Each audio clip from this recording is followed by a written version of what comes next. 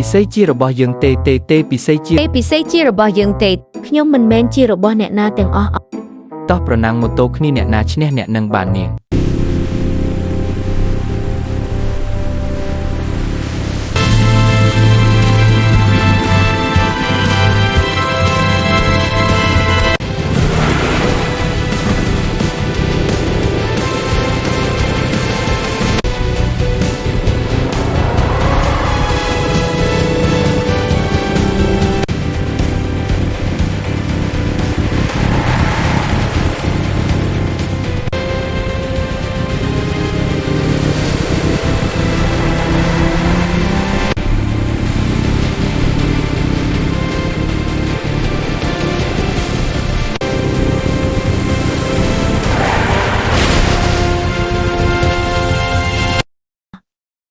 ឈប់សិនឈប់ឆ្លោះគ្នាទៅ